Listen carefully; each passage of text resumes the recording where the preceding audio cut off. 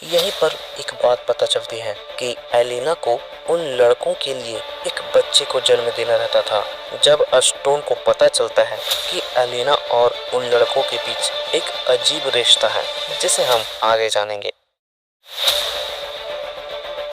दोस्तों, इस फिल्म की कहानी रहस्यमयी और भयावह परिस्थिति में फंसे एक व्यक्ति की है जो प्रकृति और मानव स्वभाव की क्रूरता को दर्शाती है, जिसमें एक इंसान जो जंगलों में जाता है कुछ फोटो को खींचने के लिए, लेकिन वो एक बच्चे के जाल में फंस जाता है। तो अब क्या वो उस बच्चे के चुंगल से निकल पाता है या फिर नहीं? बेसिकली फिल्म में यही दिखाया गया है।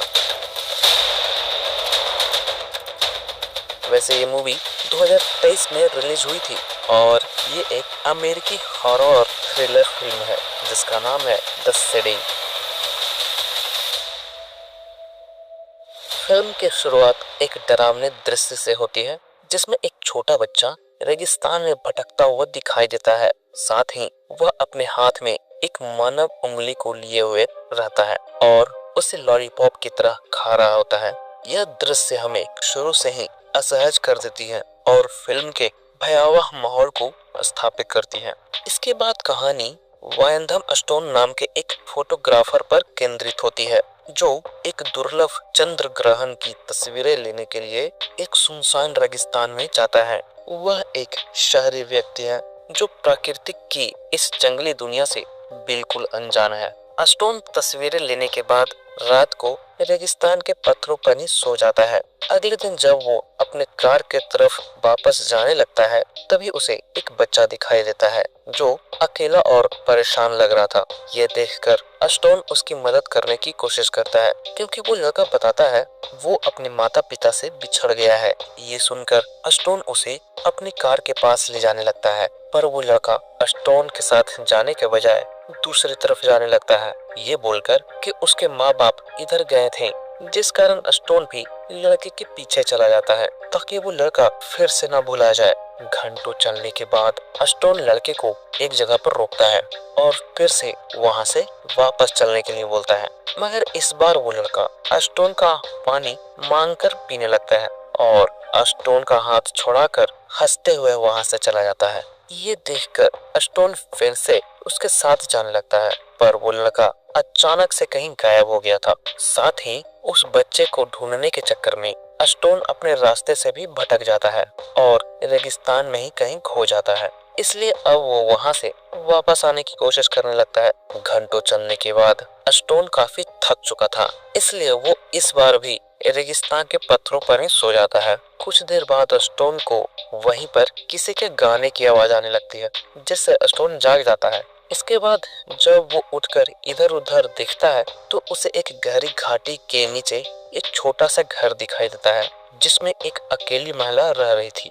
ये देखकर अस्टोन उस महिला जिसका नाम एलिना है उससे मदद मांगने के लिए चला जाता है। वैसे एलिना एक रहस्यमयी और शांत स्वभाव की लड़की थी जो उस घाटी में अकेली रहती है। वो अस्टोन को अपने घर में शरण देती है बिना कोई सवाल जवाब किए, यहाँ तक कि वो उसे अपने कमरे में ही सोने के लिए बोलती है। खैर, अगले दिन अस्टोन उठकर रेडी होता है और वहाँ पर कुछ पैसे रख कर जाने लगता है, लेकिन बाहर आकर उसे पता चलता है घाटी तो बहुत ही गहरी है और वहाँ से बाहर निकलने का एकमात्र रास्ता था एक रस्सी की सीढ़ी जो रात में यहाँ तो दिख रही थी मगर अभी गायब हो चुकी थी।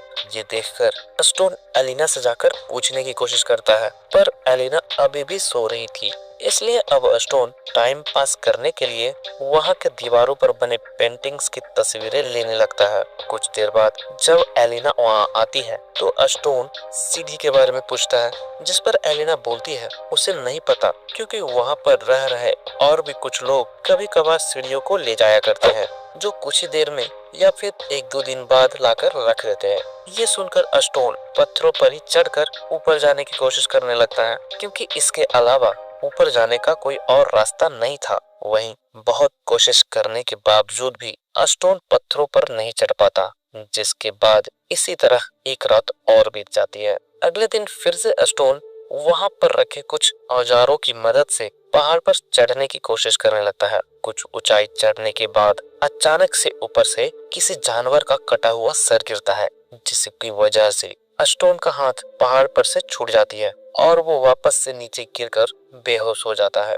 बाद में जब उसे होश आती है तो अस्टोन हथौड़े की वजह से जख्मी हो चुका था। तो इस बार वहां से उठने में एलिना उसकी मदद करती है और फिर इसी के साथ एक रात और बीत जाती है। अगले दिन सुबह फिर से अस्टोन सीढ़ियों को आकर देखता है, पर अभी भी सीढ़ी वहां नहीं लगी हुई थी। इसलिए अस्टोन एलिना को ही कुछ करने के लिए बोलता है, क्योंकि उसे वहां से बाहर निकलना था। मगर एलिना को कुछ पता नहीं था, इसलिए अब अस्टोन मदद के लिए किसी को बुलाने लगता है। कुछ देर चिल्लाने के बाद वहां पर दो लोग आते हैं और अस्टोन की मदद करने के लिए राजी भी हो जाते हैं। साथ ही वो अस्टोन का फेवरेट कलर भी पूछते हैं, जो रेड था। रेड कलर सुनकर वो लड़के गुस्सा हो जाते हैं, क्योंकि अस्टोन अगर नीला कलर बोलता तो शायद वो बच्चे अस्टोन को छोड़ देते, पर उसने तो रेड बोला था। खैर, इसके बाद वो लड़का रस्सी को नीचे फेंक कर अस्टोन को कस के बांध लेने बोलता है और ऊपर की ओर खींचने लगता है। लेकिन आधा दूर खींचकर वो लड़का अस्टोन को ऐसे ही छोड़ देता है। अस्टोन यहाँ पर बहुत बार खींचने के लिए बोलता है, पर उसकी बात कोई नहीं सुनता। कुछ देर बाद अस्टोन को उसी तरह नींद भी आ जाती है। तभी एक लड़का अस्टोन पर पी करने लगता है और उस पर हंसने लगता है। साथ ही कुछ और लड़के भी वहां पर आकर अस्टोन के रस्सी को जोरों से हिलाने लगते हैं, जिसकी वजह से अस्टोन को काफी चोटें भी लग रही थी। कुछ देर बाद वहां पर एलिना भी आकर सभी लड़कों को अलग भाषा में बोलकर शांत कर देती है। लेकिन तब तक पत्थरों से चोट लगने की वजह से अस्टोन बेहोश हो चुका था।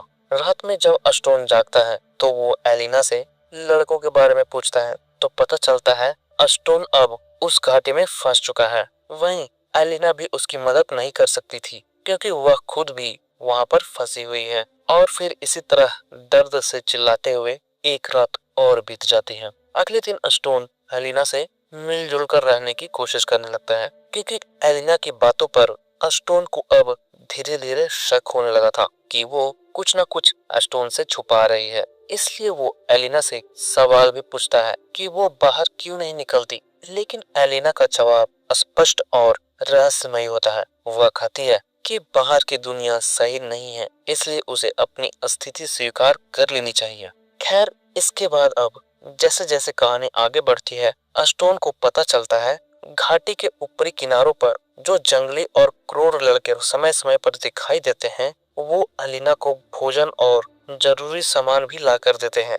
लेकिन साथ ही वो लड़के अस्टोन को ताना भी मारते हैं और उसका मजाक भी उड़ाते हैं। वे उसे बाहर निकलने का झूठा भरोसा देते हैं, लेकिन हर बार उसे धोखा दे देते हैं। उन लड़कों को अस्टोन को परेशान करने में बहुत ही मजा आ रहा था। इसी दरमियान एक रात जब अस्टोन पूरी तरह से नशे में था, तभी एलिना उसके सामने ही कपड़े बदलने लगती है। ये देखकर अस्टोन को बर्दाश्त नहीं होता और एलिना से लिपट कर रोना शुरू कर देता है और फिर दोनों देखते ही देखते वहां पर इंटीमेट भी हो जाते हैं। खैर, अगले दिन से अस्टोन को समझ में आ जाता है कि वो लड़कों के जाल में फंस चुका है। इसलिए वो एलिना से पूछता है कि आखिर ये लड़के कौन हैं और वो यहाँ पर क्यों रहती है। लेकिन एलिना उसे साफ जवाब नहीं देती। वह बस इतना कहती है कि यह सब प्रकृति का चक्र है। एलिना की बात से अस्टोन का गुस्सा और हताशा तो बढ़ जाती है, लेकिन वह कुछ कर नहीं पाता। इसी दरमियान अस्टोन की मुलाकात उन्हीं जंगली लड़कों में से एक लेपस नाम के लड़के से होती है, जो अस्टोन से काफी इम्प्रेस हो चुका था, क्योंकि समय बिताने के लिए अस्टोन अपने स्किल्स से उस जगह पर कुछ पौधे लगाना शुरू कर दिया था ताकि कुछ सब्जियों को उगा सके। ये देखकर लेपस भी अस्टोन से सीखना चाहता था, इसलिए वो अस्टोन को सिखाने बोलता है। तो अस्टोन भी लेपस को सिखाने के लिए राजी हो जाता है। लेकिन अगले दिन जब एलिना जागती है तो देखती है जंगली लड़कों ने लेपस को मारकर वहीं पर टांग दिया था। ये देखकर एलिना बहुत ही रोने और चिल्लाने लगती है। साथ ही वो अस्टोन को भी बहुत बुरा भला बोलने लगती है। इतना ही नहीं, जब उसे बर्दाश्त नहीं होता तो एलिना अस्टोन को डंडे से मारकर बेहोश कर देती है। यहाँ पर पता चलता है एलिना उन लड़कों की कहती है और मरने वाला लड़का लेपस एलिना का बेटा था, जिसे जंगली लड़कों ने अस्टोन से बात करने की वजह से मार दिया था। खैर, यह तो सिर्फ एक शुरुआत थी। असली डरावना सच तब सामने आता है जब अस्टोन को पता चलता है कि एलिना और उन लड़कों के बीच एक अजीब रिश्ता है, जिसे हम आगे जानेंगे। इधर कुछ महीनों बाद देखते हैं जब एलिना अस्टोन को एक पिंजरे में बंद करके रखी हुई थी, जहां अस्टोन की हालत बहुत ही खराब हो चुकी थी। कुछ दिनों बाद अस्टोन को घाटी के ऊपर एक लड़की दिखाई देती है, जो वहां पर हाइकिंग करने आई हुई थी, जो अस्टोन को देख लेती है, पर अस्टोन उसे चुप रहने का इशारा करता है और किसी को वहां पर मदद के लिए बुलाने बोलता है। यहाँ पर अब अस्टोन काफी खुश हो चुका था, क्योंकि शायद वो अब बाहर निकलने वाला था। लेकिन इतने में वो क्या दिखता है, जंगली लड़के उस लड़की को भी पकड़ लिए थे और अस्टोन के सामने ही लाकर उसे मार भी देते हैं। ये देखकर अस्टोन पिंजरे से ही बहुत चिल्लाना और चीखना शुरू कर देता है, पर उसकी कोई नहीं सुनता। वहीं एलिना को भी देखते हैं, जो अब प्रेग्नेंट हो चुकी थी और कुछ ही दिनों में अस्टोन के बच्चे को जन्म देने वाली थी। उसी दरमियान एक रात अस्टोन एलिना की सारी शर्तों को मानने के लिए तैयार हो जाता है। वो जैसा बोलेगी वैसा ही करने को तैयार होता है, क्योंकि इससे पहले जब अस्टोन को पता चला था कि एलिना माँ बनने वाली है, तो वो इसकी जिम्मेवारी नहीं लेना चाहता था। लेकिन अब वो एलिना की सारी शर्तें मानने को तैयार था। लेकिन एलिना उसकी एक बात नहीं सुनती और मना कर देती है। यहीं पर एक बात पता चलती है कि एलिना को उन लड़कों के लिए एक बच्चे को जन्म देना रहता था और अस्टोन को ही इस सीढ़ी की प्रक्रिया के लिए चुना गया था। एलिना की बात सुनकर अस्टोन स्तब्ध रह जाता है और बाहर निकलने की हर संभव कोशिश करता है, लेकिन हर बार वो नाकाम ही रहता है। बाद में एलिना भी कहती है कि विरोध करने का कोई फायदा नहीं है, क्योंकि यह सब पहले भी हो चुका था। तभी पता चलता है एलिना पहले भी बहुत से लोगों को इस तरह फंसाकर बच्चे को जन्म देती थी और उन्हीं सभी बच्चों में से एक बच्चा लेपस भी था। साथ ही उन सभी लड़कों का भी एलिना के साथ एक अजीब सा रिश्ता था, क्योंकि एलिना से पहले भी यहाँ दूसरी लड़कियां भी रहा करती थी और वो जंगली बच्चे उन्हीं औरतों के बच्चे थे, जो नए लोगों को फंसाकर बच्चे पैदा करती और फिर बच्चा पैदा होने के बाद उस आदमी को मार दिया करती थी। खैर, आगे देखते हैं एलिना फाइनली एक बच्चे को जन्म देने वाली थी, इसलिए वो मदद करने के लिए अस्टोन को पिंजरे से बाहर निकाल देती है। लेकिन अस्टोन खुद भी बहुत कमजोर हो चुका था, जिस वजह से वो एलिना को संभाल भी नहीं पा रहा था और बार बार गिर जा रहा था। कुछ देर बाद इसी तरह चिल्लाते हुए एलिना एक बच्चे को जन्म देती है, जिसे देखकर अस्टोन बहुत ही खुश हो जाता है। वहीं यहाँ पर एलिना भी बहुत खुश होती है, क्योंकि उसने एक लड़की को जन्म दी थी, जो एलिना के बाद वही माँ बनकर एलिना के मकसद को पूरा करने वाली थी। जिसके बाद तो यहाँ पर अस्टोन का भी काम खत्म हो चुका था, इसलिए अब एक जंगली लड़का पीछे से आकर अस्टोन को वहीं पर मारकर छोड़ देता है और फिल्म यहीं पर खत्म हो जाती है। कुछ दिन बाद देखते हैं एलिना अस्टोन के सामानों को एक बक्से में रख रही थी, ताकि अगली बार जब फिर से वहां कोई आए तो ये कपड़े उसे पहनने के काम आ सके,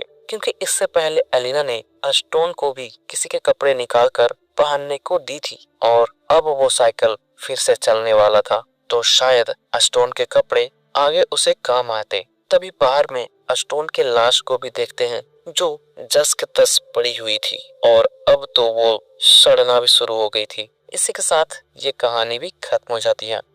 दोस्तों, ये फिल्म एक प्रतीकात्मक कहानी है, जो मानवता, प्रजनन और जंगलीपन के बीच संबंधों पर सवाल उठाती है। साथ ही ये फिल्म डराने से ज्यादा दर्शकों को सोचने पर मजबूर करती है, क्योंकि इसका अंत निराशाजनक और कई सवालों को अपने पीछे ही छोड़ने वाली फिल्मों में से एक है। यह फिल्म प्रकृति की क्रूरता और मानव जीवन के मूलभूत सवालों को एक अनोखे तरीके से पेश करती है। अगर आपको हॉरर और मनोवैज्ञानिक थ्रिलर पसंद हो तो यह फिल्म आपके लिए एक अनोखा अनुभव हो सकता है। तो दोस्तों, उम्मीद करता हूँ एक्सप्लेनेशन आपको पसंद आई होगी। अगर पसंद आई हो तो कमेंट कर जरूर बताना। साथ ही आगे आप किस मूवी का एक्सप्लेनेशन चाहते हैं उससे भी कमेंट में जरूर शेयर करना, ताकि मैं जल्द से जल्द उस मूवी को भी आप लोगों तक पहुंचा सकूं। तो मिलते हैं नए मूवी के एक्सप्लेनेशन के साथ।